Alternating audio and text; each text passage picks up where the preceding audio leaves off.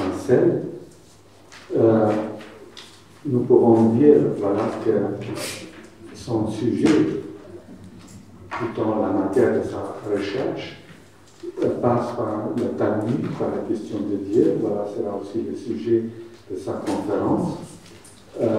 Il a écrit deux remarquables livres. Il y a le premier qui a le titre Exploration talmudique, le deuxième de la Bible au Talmud chez Odile Jacob.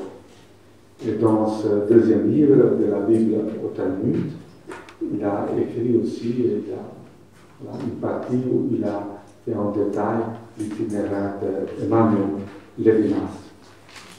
Nous savons qu'il a participé plusieurs fois au colloque intellectuel juif de la France. Et ce soir, chez Ombre Blanche, j'ai eu la joie de trouver son ouvrage sur la politique d'Emmanuel Levinas. Et ça sera, ce sujet sera pour un autre colloque. Donc, j'ai la joie de vous donner la parole.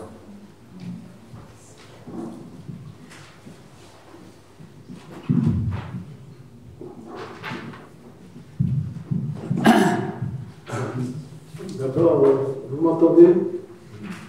D'abord, je voudrais, comme d'autres ont fait avant moi, remercier Flora Bastiani pour la merveilleuse organisation du colloque, et pas seulement pour l'organisation, mais aussi pour l'ambiance que sa présence a fait régner sur tout notre colloque. On dit que le visage n'est pas une image, mais bon, c'est vrai, mais je n'y peux rien. Je vois que son visage est entouré d'une lumière qui a rayonné sur tous les visages des participants du colloque. Je vois cette lumière, tant pis si c'est une image. C'est comme ça. Alors, la rédaction des articles qui ont été réunis dans Dieu qui vient à l'idée a commencé presque immédiatement après celle de Autrement 4 en 1974, et elle s'étend jusqu'en 1980. Alors, mon objectif dans cet exposé est, vous allez voir peut-être, comme son nom l'indique, d'éclairer la transition d'Autrement 4 à Dieu qui vient à l'idée. Au cours de l'élaboration, le diable s'est mis de la partie, et il m'est apparu qu'on gagnait beaucoup pour la compréhension de cette transition si on remonte plus haut à la genèse de Totalité Infinie et au passage de Totalité Infinie à Autrement 4. Autrement dit, il faudrait changer le titre de cet exposé, c'est Autrement 4, avant et après. Avant d'entamer cette archéologie, on peut faire deux observations triviales. La première, c'est qu'entre Autrement 4 et Dieu qui vient à l'idée, il n'y a aucun hiatus. Vous avez en numéro 1 la note préliminaire d'Autrement 4 qui écrit entendre un Dieu non contaminé par l'être est une possibilité humaine non moins importante et non moins précaire que tirer l'être de l'oubli où il serait tombé dans la métaphysique et dans l'ontothéologie. Et l'avant-propos de Dieu qui vient à l'idée dit, on paraît que c'est écrit juste après, les divers textes réunis dans ce volume exposent une recherche sur la possibilité d'entendre le mot Dieu comme un mot signifiant. Elle est menée indépendamment du problème de l'existence ou de la non-existence de Dieu. Donc, on ne pouvait pas souligner de façon plus claire la continuité entre les deux ouvrages. À l'inverse, c'est ma deuxième observation, il n'y a pas, à première vue, une continuité évidente lorsque l'on quitte Totalité Infinie pour entrer dans Autrement 4. Et, comme on l'a déjà signalé, certains auteurs mettent ces deux ouvrages en opposition, bien que cela soit contraire aux indications de Lévinas lui-même. Je vais vous donner un exemple typique. Jacques Roland, qui connaît beaucoup mieux les ouvrages de Lévinas que moi, parle d'une impasse de Totalité Infinie, taxe ce livre d'inconséquence, admet une objection mortelle de Derrida à Totalité Infinie, et finalement voit dans Autrement 4 une révolution. Pourtant, nous savons que chronologiquement, la recherche de Lévinas qui a conduit à Autrement 4 a commencé immédiatement après la publication de Totalité Infinie. Alors, je vais montrer d'abord que, contrairement à ce qu'a dit Jacques Roland, autrement qu'être s'inscrit en prolongement accentué de totalité infinie, et même, je vais montrer comment cette accentuation se dessine déjà explicitement vers la fin de totalité infinie. En 1957, Lévinas a publié dans la revue de Métaphysique et Morale un article intitulé « La philosophie et l'idée de l'infini ». La philosophie et l'idée de l'infini, que l'on peut considérer comme la matrice de totalité infinie. Alors, je vais en résumer le schéma très vite. Toute philosophie recherche la vérité, mais cette recherche s'effectue selon deux voies ou deux optiques. La première optique, qui est privilégiée dans la pensée occidentale, se range sous la bannière de la réduction de l'autre même, ou en tout cas accorde un privilège au même sur l'autre, et exclut la transcendance. Alors, la vérité signifie l'aboutissement d'une libre recherche, la compréhension et la réduction des singularités sous des généralités, la conquête de l'être par l'homme dans l'histoire, l'autonomie d'un moi qui reste le même en dépit de son vieillissement. La philosophie est une égologie, selon un néologisme husserlien. Heidegger conteste certes à l'homme cette position dominante, il subordonne la liberté à la lumière de l'être, mais il nous dit Lévinas, je cite, « La suprématie du même sur l'autre nous semble intégralement maintenue dans la philosophie de Heidegger. » Et il dresse une charge impitoyable contre Heidegger dans cet article. Je lis pour mémoire, parce qu'après je ne parlerai plus de Heidegger, c'est le numéro 3. En somme, les thèses connues de la philosophie heideggerienne, la précédence de l'être par rapport à l'étant, de l'ontologie par rapport à la métaphysique, achèvent d'affirmer une tradition où le même domine l'autre, où la liberté, fût-elle identique à la raison, précède la justice. Celle-ci ne consiste-t-elle pas à mettre avant les obligations à l'égard de soi, les obligations à l'égard de l'autre, à mettre l'autre avant le même. Alors, cependant, dit Lévinas, il y a une autre tradition, aussi antique et aussi authentiquement philosophique, qui traverse l'histoire de la pensée.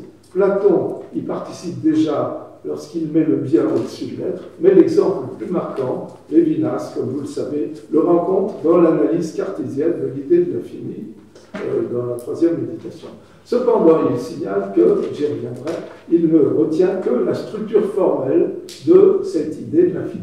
Alors, je vous donne les caractéristiques de l'idée de l'infini dans cet article et qui vont rester celles de totalité infinie. Parce qu'après, nous verrons ce que devient l'idée de l'infini dans Autrement qu'être. Premièrement, l'idée de l'infini est bien une relation que le moi qui pense entretient avec l'infini. Deuxièmement, l'idée de l'infini ne se compare à aucune autre, car elle vise ce qu'elle ne peut qu'embrasser, et dans ce sens précisément l'infini. L'idée atome dépasse son idée. Troisièmement, l'idée de l'infini n'est même pas un concept qui permettrait d'amortir l'altérité de l'infini pour la pensée qui le pense. C'est la seule expérience au sens radical du terme, une relation avec l'absolument autre.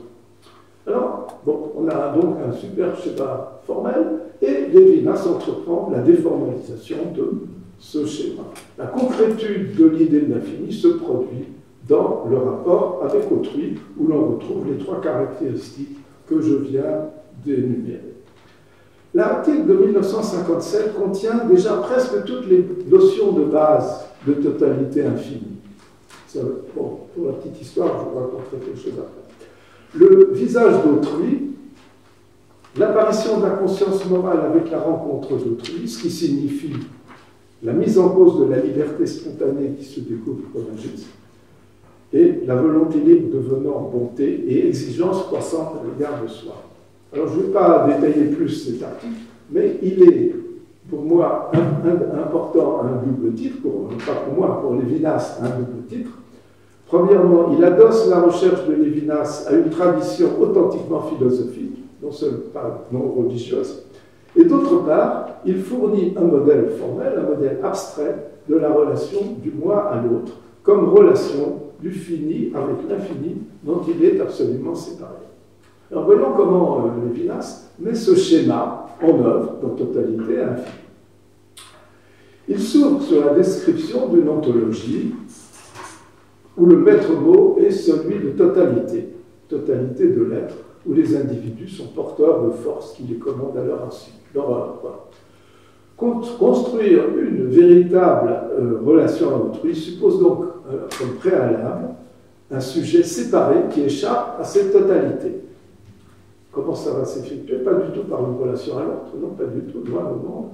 Cela s'effectue dans la section 2 de Totalité infinie, qui s'intitule La séparation comme vie. Et c'est par le psychisme, par l'affectivité, par la jouissance, dans le bonheur de la vie, que l'on peut parler d'un moi séparé d'une radicale ipséité. Alors, voyez ça clairement dans la référence numéro 4. Allez, bon, c'est une des rares dont je vous demande de vous souvenir pendant quelques minutes. Nous entrevoyons une possibilité de rendre intelligible l'unicité du moi. L'unicité du moi traduit la séparation par excellence, et solitude et la jouissance, bonheur ou malheur sont l'isolement même. L'unicité du moi n'est pas unique comme la Tour Eiffel ou la Joconde, elle consiste à exister sans avoir de genre, sans être individuation d'un concept, en dehors de la distinction de l'individuel et du général. Cette structure logiquement absurde est l'égoïsme même du bonheur. Alors, je saute une étape pour aller rapidement à la fin de totalité infinie.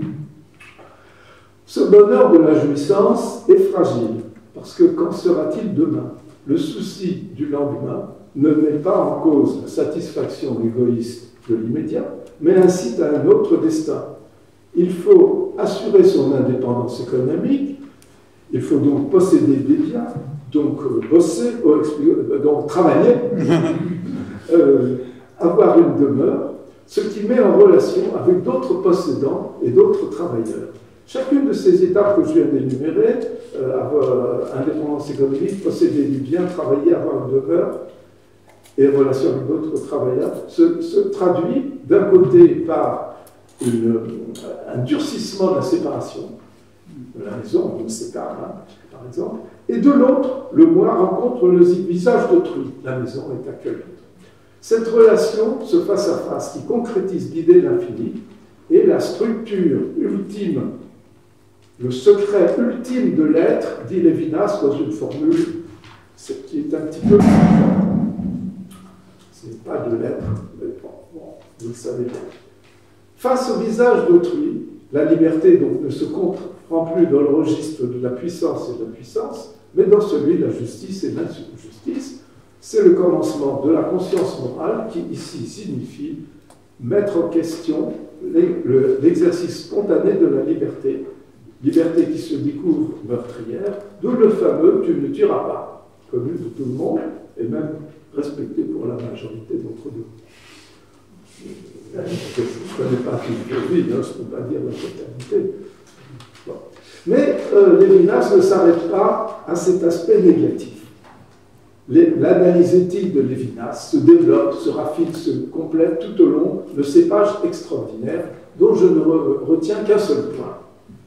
Autrui, l'être qui s'exprime, s'expose en appelant à moi de sa misère et de sa nudité, de sa faim. Là, ce n'est pas de la phénoménologie, ça.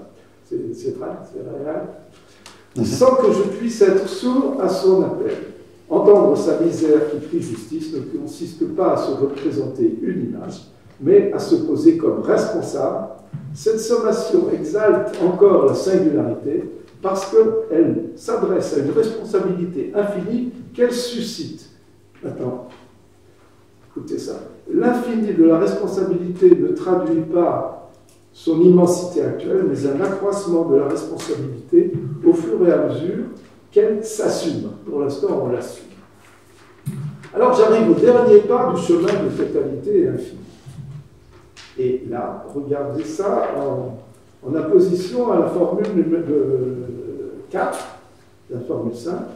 Le moi qu'il y a 5 minutes, nous avons vu dans la jouissance, nous l'avons vu surgir comme être séparé, ayant à part en soi le centre autour duquel son existence gravite, se confirme dans sa singularité en se vidant de cette gravitation qui n'en finit pas de se vider et qui se confirme précisément dans cet effort incessant de se vider.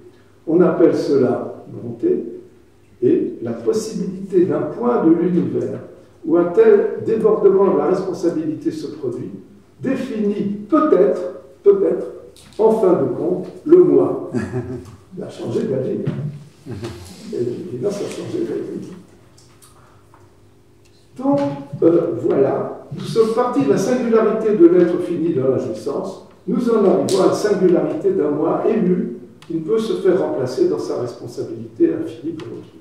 D'une responsabilité induite par la rencontre du visage autrui, nous passons à un moi créé, responsable, pour vouer à répondre à la demande d'autrui. Et donc, l'articulation entre totalité et infini et autrement qu'être peut s'exprimer de la façon suivante que je dois essentiellement, même complètement, à Jean-Michel Salansky, entre autres toutes les choses que je lui dois, mais je ne pourrais pas faire l'énumération, ça c'est une litanie. Totalité et infini décrit comment la signification éthique apparaît avec la rencontre d'autrui. Autrement qu'être décrit ce qu'est une subjectivité d'emblée éthique, subjectivité conforme au plus humain de l'homme. Donc, je peux reprendre une formule qu'on a déjà lue dans ce colloque, totalité infinie décrit l'autre face au même, et autrement qu'être décrit une subjectivité structurée comme l'autre dans le même. Maintenant, le développement d'autrement qu'être conduira, c'est un développement éthique de part à part, conduira la responsabilité pour autrui jusqu'à son emphase comme substitution à autrui, condition d'otage, ce que l'on peut exprimer cette fois comme le passage de l'éthique à la sainteté. Alors j'en viens à ce qui était mon sujet initial et qui a un peu changé, c'est le passage de autrement qu'être à de Dieu qui vient à l'idée. La description que j'ai effectuée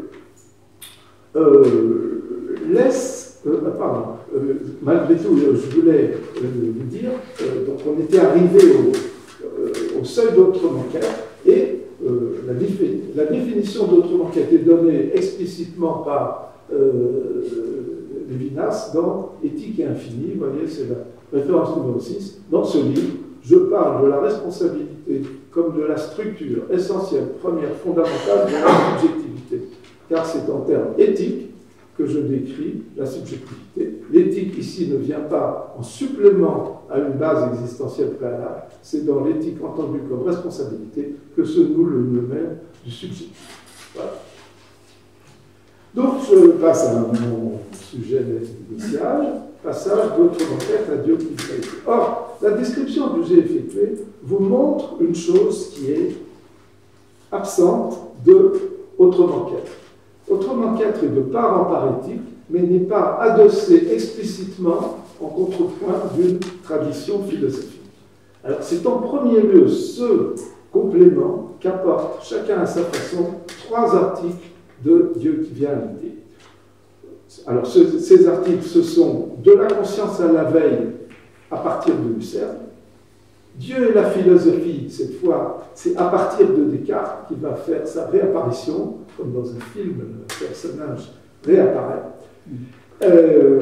Et la pensée de l'être et la question de l'autre, à partir de Derrida. Le schéma est chaque fois le même. La moitié de l'article, c'est dessiner, selon sa propre voie, un modèle abstrait. Et la deuxième partie de l'article, c'est la déformalisation éthique de cette forme abstraite qui donne naissance à autrement qu'être. Alors je vous rappelle, je ne répéterai pas, comme fait Lévinas 3 fois, autrement qu'être. Il y a mon téléphone portable qui fait des siennes, il va s'arrêter. Hein. C'est comme un pigeon qui fait. Donc, ça, à chaque fois, c'est ce schéma-là, forme abstraite, et tout autrement qu'être en découle. Donc, mais évidemment, compte tenu de l'inexorablement mouvement de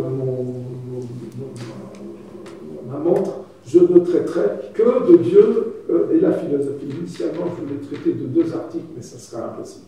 Donc c'est la philosophie. Maintenant, je traiterai Dieu et la philosophie. Donc vous remarquerez remarquablement que c'est le miroir inversé de l'article 1957 qui s'appelait la philosophie et l'idée de l'infini. Maintenant, c'est inversé, c'est Dieu et la philosophie.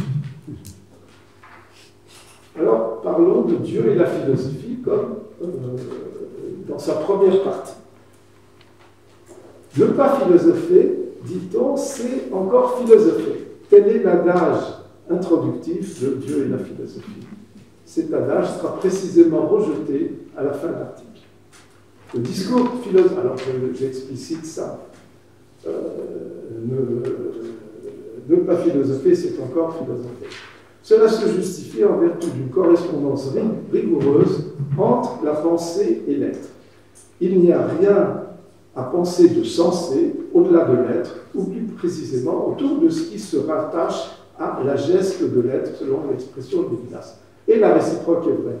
Rien de ce qui se rattache à la geste de l'être échappe à la pensée. Et même Dieu n'aura de sens que s'il est pensé comme un être, éventuellement sous la qualification d'être suprême. Évidemment, ici, Platon, entre parenthèses, a été oublié, puisque Platon place le bien au-delà de l'être. A fortiori, le Dieu de la Bible est totalement oublié, il n'a pas de sens, puisqu'il est au-delà de l'être. La transcendance est exclue. Ce qui a un sens se reconnaît par une conscience en laquelle s'associe d'un côté l'identité invulnérable du moi, et de l'autre la présence de l'être thématisé et synchronisé. Le sujet se définit comme le « je pense » ou l'unité de la perception transcendantale. Et Lévinas conclut, il revient fréquemment dans le livre, pour la spiritualité de l'Occident, l'esprit est coextensif au savoir.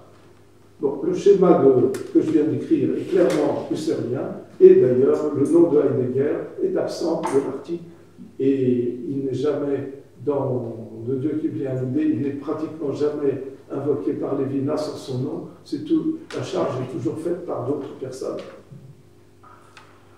Alors, Lévinas donc se propose, que vous savez, de montrer que ce qui en philosophie est sens est en réalité une restriction, une dérivée du sens, même si cette restriction a sa nécessité. Et ça, vous le savez par cœur, le sens, vous avez lu autrement qu'un, donc vous savez que le sens sera éthique et que la nécessité de la restriction apparaît avec la venue du tiers pour établir la justice. En attendant, pour l'instant, le sens est restreint à la pensée de ce qui appartient à la geste de l'être. Ce qui est abordé dans la présence en un double sens, la présence devant moi et le présent qui est le temps du même. Mais, comme aurait dit Boileau, enfin Descartes vint. Et revoilà l'idée de l'infini qui réapparaît. Et cette fois, Lévinas va la mettre en valeur dans une optique différente, où l'accent est porté sur la mise en nous. La clé de la nouvelle perspective est donnée par Malebranche. Donc c'est Descartes plus Malebranche, qui énonce tout simplement: il n'y a pas d'idée de Dieu. Il n'y a pas d'idée de Dieu. Dieu est sa propre idée. Dans votre enquête, il y a juste une phrase là-dessus qui dit il faudrait méditer un peu plus cette phrase de Malebranche, c'est ce qu'il fait dans Le Dieu qui vient à l'idée. L'idée de Dieu, il n'y a pas d'idée de Dieu, donc l'idée de Dieu, j'ai l'idée de Dieu en moi, donc ça veut dire j'ai Dieu en moi. Et Lévinas va le dire de façon extrêmement explicite, donc où chaque mot compte.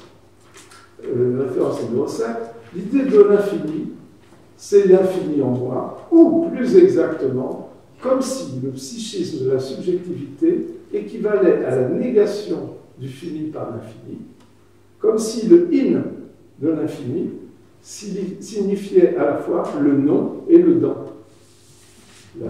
C'est la destruction du fini par l'infini, et c'est-à-dire, ça signifie, ça va avoir son sens tout de suite, immédiatement, qui va apparaître. Et voyons d'abord les conséquences de cette nouveauté. Antérieurement, l'idée de l'infini était qualifiée de relation de moi à l'infini. Maintenant, si Dieu est sa propre idée, il n'y a plus cette relation de l'idée. Si l'idée de l'infini, c'est l'infini en moi, il n'y a plus à proprement parler de relation de moi avec l'infini. Antérieurement, on disait, l'idée de l'infini vise ce qu'elle ne peut embrasser. Le moi, en pensant l'infini, pense plus qu'il ne pense. C'était la deuxième formalisation que j'ai donnée en introduction. Mais maintenant, on ne parlera plus de viser. L'infini en moi fait éclater la pensée. Il signifie une rupture de la conscience, un réveil qui secoue le sommeil dogmatique d'une conscience qui repose sur l'objet. Antérieurement, en tant que mise en nous, l'idée de l'infini était la seule qui apprenne ce qu'on ignore, l'expérience au sens radical du terme, relation avec l'extérieur, avec l'autre, qui ne peut s'intégrer au même, d'où un gonflement et un surplus pour le penseur qui ne lui vient pas de dedans, qui se manifeste dans un enseignement qui n'est plus magnétique. Maintenant, l'infini dans moi, c'est catastrophique, c'est un traumatisme, sans qu'il y ait accueil ou ascension. Il n'y a pas accueil de l'idée d'infini comme il y a accueil de l'autre quand c'est autre. Il n'y a plus d'assomption, comme nous avons dit. Donc, écoutez, c'est quand même très clair, en numéro 8, la rupture de l'actualité de la pensée dans l'idée de Dieu est une passivité plus passive que toute passivité. C'est comme la passivité d'un traumatisme sous lequel l'idée de Dieu aurait été mise en nous. Et, encore plus dramatique, l'infini, à la fois, affecte la pensée en la dévastation, et l'appelle. À travers une remise à sa place, il la met en place, il la réveille de la pensée, qui n'est pas un accueil de l'infini. Donc, je récapitule maintenant. L'infini en moi signifie réveil de la pensée de l'intérieur, rupture de la présence à soi de la conscience, réveil incessant que Lévinas appelle aussi insomnie, veille et vigilance qui ne se fixe jamais en état d'âme. Il n'y a plus d'état d'âme. L'insomnie est sans intentionnalité, sans visée, sans contenu, désintéressé, autrement qu'être, ou encore transcendance, déchirant l'immanence de la conscience fixée sur l'objet. Et l'insomnie, maintenant, pour lui, devient une catégorie à part entière. Il faut intégrer ça. Maintenant, l'insomnie devient une nouvelle catégorie pour Lévinas. L'insomnie, je le lis, comme catégorie, ne vient pas s'inscrire dans une table des catégories à partir d'une activité déterminatrice. L'insomnie, la veillée de l'éveil, est inquiétée du cœur de son égalité formelle ou catégoriale par l'autre qui dénoyaute tout ce qui en elle, se noyaute en substance du même, en identité, en repos, en présence, en sommeil. C'est précisément là le caractère irréductible de l'insomnie, l'autre dans le même qui n'aliène pas le même, mais précisément l'éveil. Voilà notre schéma formel dont nous avions besoin. Et ce schéma formel va trouver sa signification éthique, il va se déformaliser par la responsabilité pour autrui, qui sera la concrétisation de cet éveil et de ce traumatisme. Et ça, j'ai donc résumé la première moitié de l'article. Alors, vous n'avez plus besoin de le lire si vous connaissez le résumé, mais c'est mieux encore. Je ne cache pas que c'est quand même beaucoup mieux en le lisant. Ça va, on comprend ce que je raconte. Alors, je vous conseille quand même de le lire, pas de vous restreindre au résumé que j'ai fait. Hein. Donc, ce schéma, ça constitue la deuxième moitié de l'article. Donc, je vais quand même, des fois que vous aurez oublié quelque chose, je vais le rappeler. Alors là, il n'y a plus de numéro, donc je vais donner les pages. Dieu qui vient à l'idée, page 116. L'exposition de la signification éthique de la transcendance et de l'infini au-delà de l'être peut être menée à partir de la proximité du prochain et de ma responsabilité pour autrui. La passivité, plus passive que toute passivité, consiste à subir, ou plus exactement, à avoir subi dans un passé irreprésentable qui ne fut jamais présent, un traumatisme inassumable, frappé par le hymne de l'infini, dévastant la présence et éveillant la subjectivité à la proximité d'autrui, renvoie au prochain, responsabilité pour autrui. Voilà donc la première chose qui se passe dans Dieu qui vient d'arriver. Lévinas va adosser, si on veut dire appuyer, non pas appuyer forcément en donnant son aval, à une description formelle. Et bon, je ne sais pas si je resterai une seconde, je vous résumerai les deux autres articles, s'il y a encore du temps, et si vous ne vous endormez pas d'ici. Alors, le reste de l'article, eh bien donc, développe ce qui aurait pu figurer avant la rédaction d'autres enquêtes, si jamais il avait écrit Dieu et la philosophie avant Autres enquêtes. Il aurait déjà introduit, comme l'article La philosophie et l'infini avait introduit toute totalité infinie, l'article Dieu et la philosophie aurait pu tout aussi bien être écrit avant et introduire Autres enquêtes avec des précisions supplémentaires, il faut quand même le dire. Alors, maintenant, ceci étant, alors bon, vous retrouvez dans cet article tout ce que vous connaissez déjà, la notion d'unicité du sujet de la responsabilité, l'otage, la substitution, le dire et le dit, et l'infini comme illéité. Donc ça, c'est, je pense, une grande différence dans Autres enquêtes, contrairement à une erreur que j'avais faite, que Jean-François Arret connaît, qui est la honte de ma vie. Maintenant, je fais grâce à lui, j'ai corrigé cette erreur. Cette fois, l'infini est comme illéité, c'est non pas l'infini que je vise et qui dépasse ma pensée en l'enrichissant. Mais je vous recommande quand même beaucoup la lecture de la dernière et merveilleuse section de cet article qui s'intitule « La signification prophétique ». Alors maintenant, je reviens et je vais compléter le passage d'Autres enquêtes à Dieu qui vient arriver. Donc, les articles Autres enquêtes et Totalité infinie, je l'ai dit, développent chacun à sa façon une signification éthique qui déformalise l'idée de l'infini cartésien. Maintenant, je fais une petite remarque qui n'a pas pu vous échapper. Chez Lévinas, dans les deux cas, la déformalisation est éthique, mais elle est non seulement éthique, mais de plus, dans la description, elle se focalise toujours sur la relation personnelle que moi, j'entretiens avec autrui. Autrui étant compris dans sa singularité. Et même dans Autres enquêtes, dans la dernière page, quand Lévinas introduit le tiers, l'analyse s'étend pour prendre en compte la présence du tiers à côté du premier, et mais c'est toujours pour la justice, mais c'est toujours sur le modèle personnel de la relation entre moi et autrui. Or, la relation entre l'idée cartésienne et sa déformalisation n'est pas nécessairement univoque. Elle peut s'exprimer par d'autres modes de déformalisation que ceux de Lévinas. Soit des modes non éthiques, tout simplement, soit des modes éthiques, mais ne concernant pas d'emblée, dans la description, une relation personnelle à autrui, soit enfin des modes intermédiaires entre ce qu'on a appelé depuis le début de ce colloque l'immanence et la transcendance. Ce que Lévinas va appeler une nouvelle intelligibilité de l'être, ou, sans que ce soit péjoratif, une sorte de mystique de l'immanence, mais pas au sens lumineux du terme.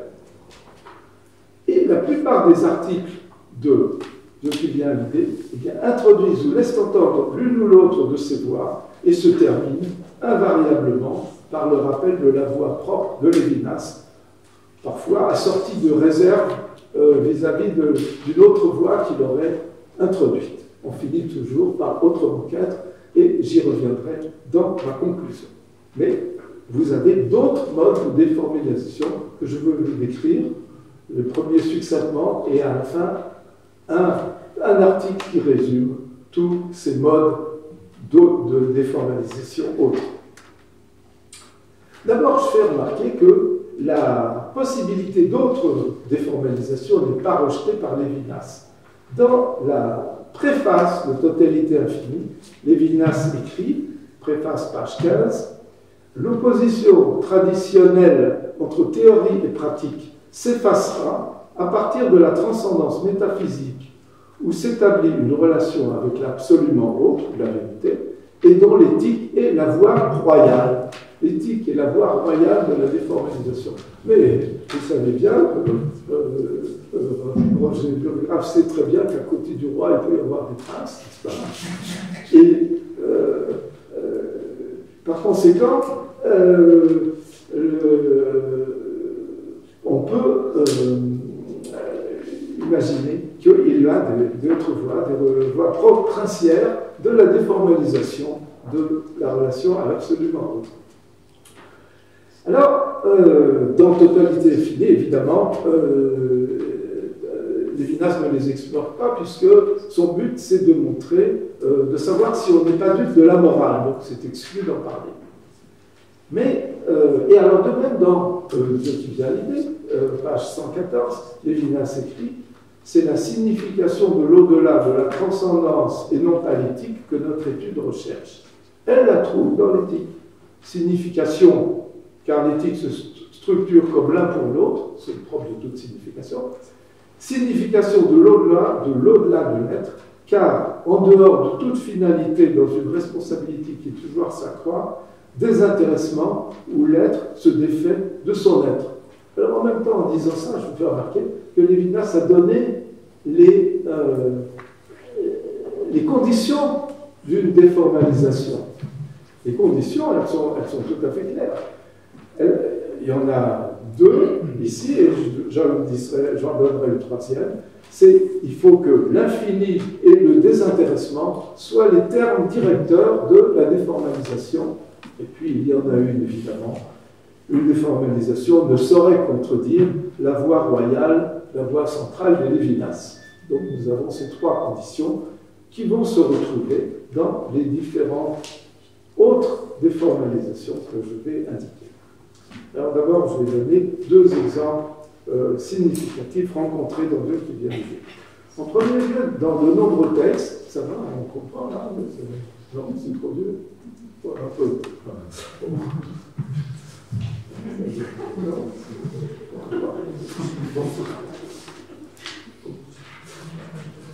Petite pause. Je vous laisse souffler. J'y reviens. Dans de nombreux textes, Lévinas indique la parenté entre la notion de valeur et la transcendance. Tout simplement, la notion de valeur et la transcendance. Notamment dans un article, Idéologie idéaliste, Lévinas observe que la relation entre une valeur et un besoin peut être interprétée de deux façons. Soit on dira que la valeur provoque le besoin, alors cette fois ça s'appellera un désir, soit que le besoin donne naissance à la valeur, ce qui revient à réduire à la valeur à l'immanence.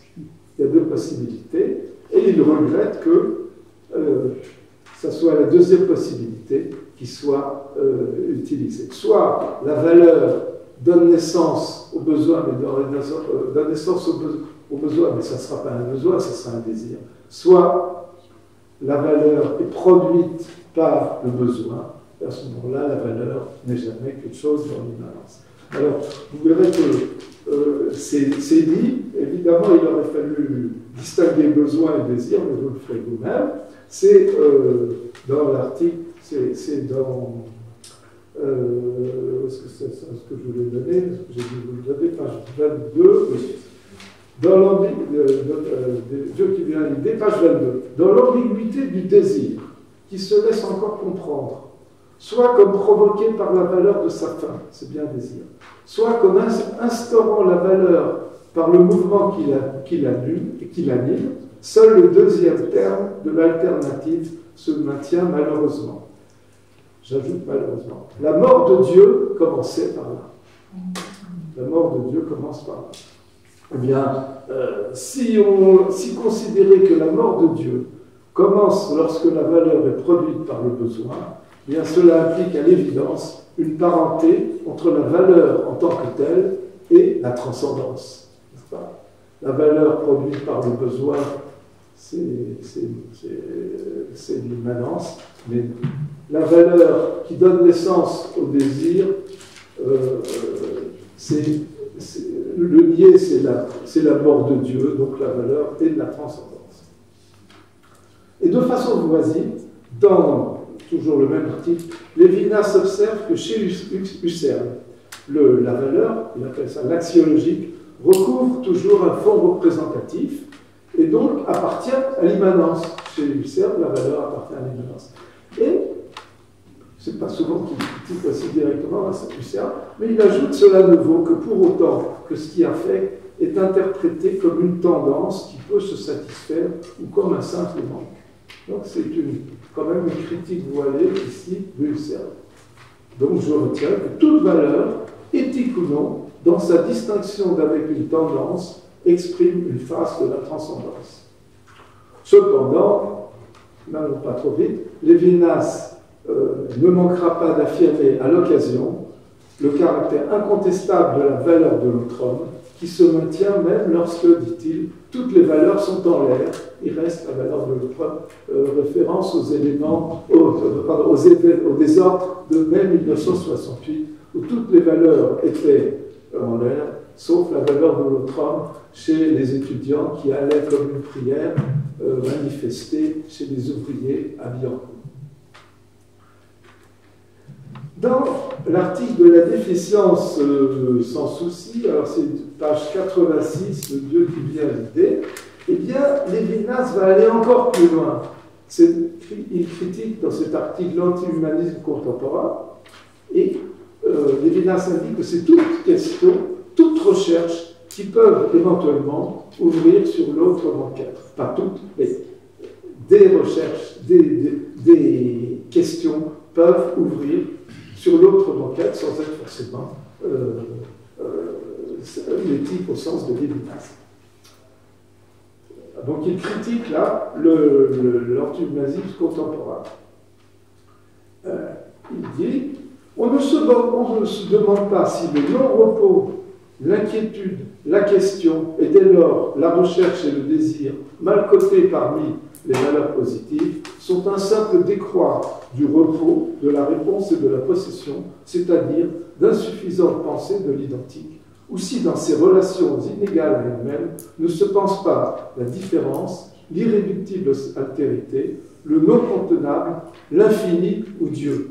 Bref, il y a des recherches, il y a des inquiétudes qui sont des non-repos, qui sont déjà ouverture sur l'infini, sur Dieu. Pour finir, je vais commenter un texte un peu plus en détail qui regroupe tout ce que j'ai dit précédemment. C'est un super, vraiment magnifique texte consacré à la pensée du philosophe marxiste Ernst Bloch. C'est vraiment le texte le plus emblématique, à mon sens, qui résume tout le mouvement qui anime Dieu qui vient à l'idée. Et donc, je dis quels sont ces linéaments tels que Lévinas les a décrits. Premièrement, pour Ernst Bloch, dit-il, c'est la réaction morale suscitée par la misère et l'injustice qui constitue, autant que la compréhension de leur cause, le levier de la révolution. Alors, dire que c'est la misère et l'injustice que le levier de la révolution, c'est énoncé suffit pour faire de Bloch un marxiste hérétique. Et une telle aspiration à la justice, selon une expression de Lévinas, marque une interruption ontologique. Pourtant, cette aspiration de la justice que nous voyons chez Bloch vise d'emblée la société dans sa totalité, dans sa globalité. Elle ne se décrit pas dans le cadre des relations de personne à personne comme réponse au problème de la multiplicité des singularités, comme dans Autre banquette. La description est directement vouloir une meilleure société. Et donc, vous voyez que c'est une autre perspective que celle de la justice, sur la justice, que celle qui est décrite dans Autrement qu'être.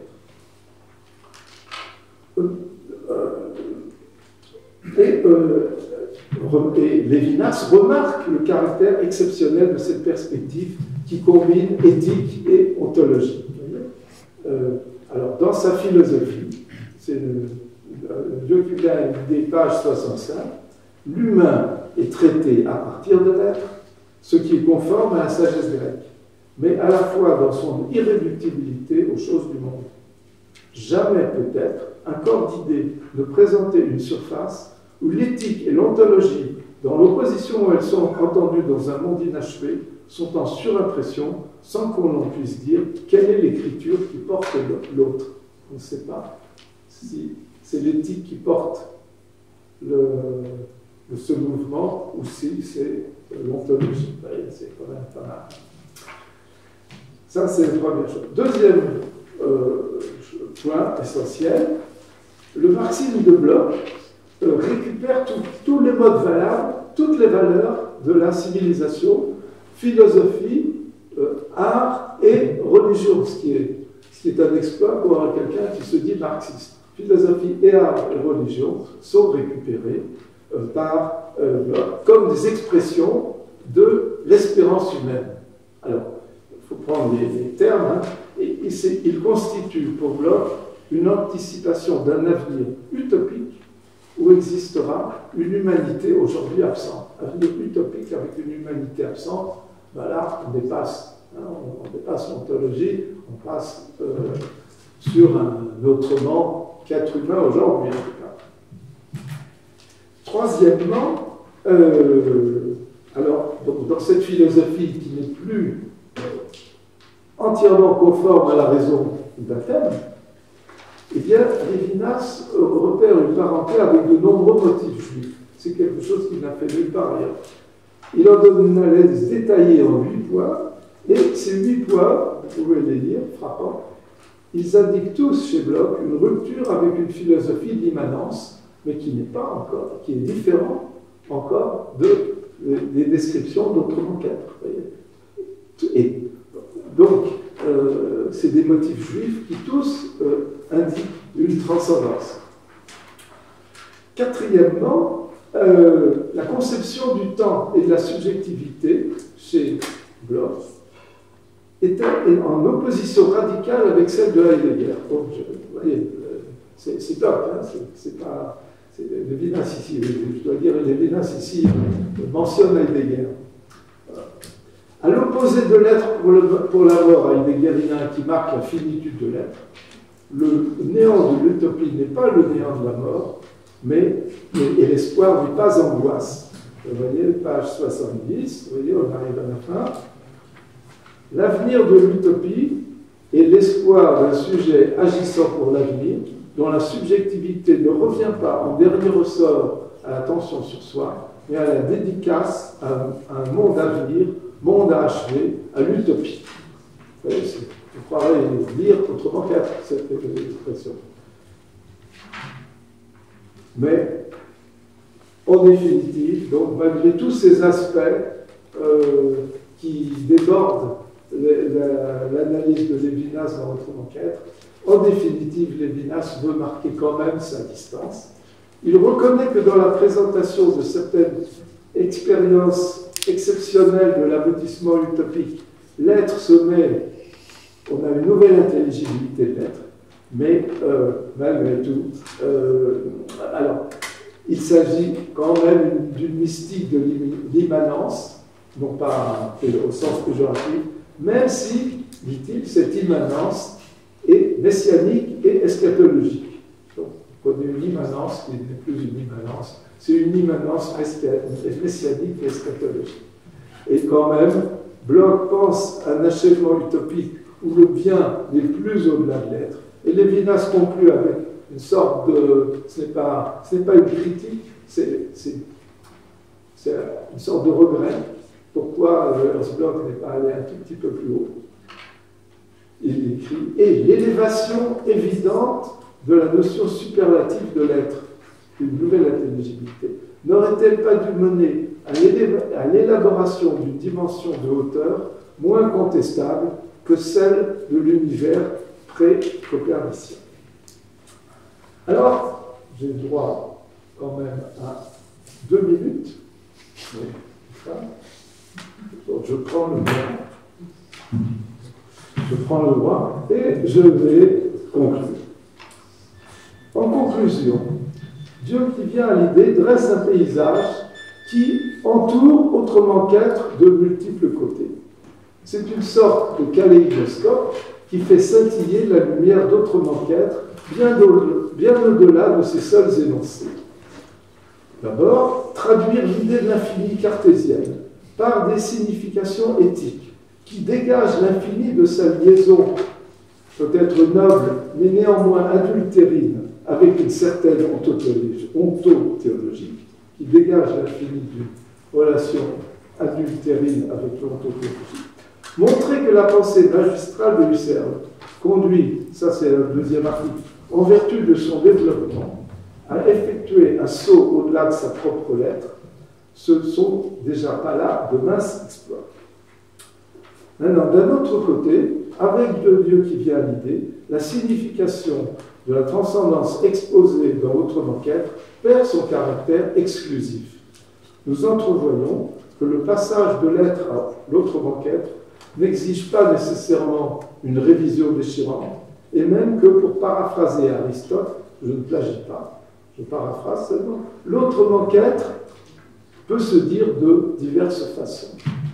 C'est ce qui, en tout cas c'est mon avis, à la fois rend possible et donne son sens à une multiplicité de singularités irréductibles à l'humain tout simplement.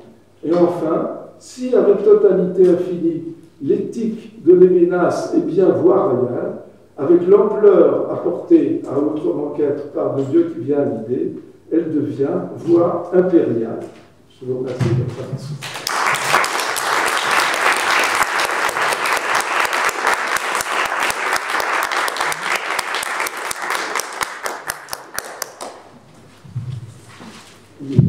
Monsieur Cassel, merci beaucoup pour cette activité scientifique, voilà, de décortiquer la pensée, l'organisme tout entière.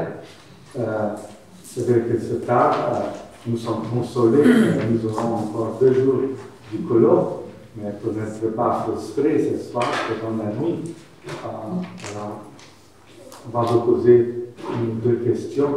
Je vais simplement faire le commentaire. J'étais tellement étonné que vous avez constaté vous-même ce que Lévinas m'a dit, parce que j'étais aussi influencé par la thèse de Jacques Rolland, que c'est Jacques Derrida qui était décisif pour ce livre, et Lévinas m'a répondu non, c'est ma propre réflexion qui a continué. Deuxième chose aussi, j'étais influencé par Jean Grach, en lui disant, voilà votre 3e étape de votre philosophie, autrement parlant de Dieu qui vient à l'idée. Il m'a répondu, non, maturité de ma pensée, tout est déjà autrement qu'être. Mais n'empêche que dans la dernière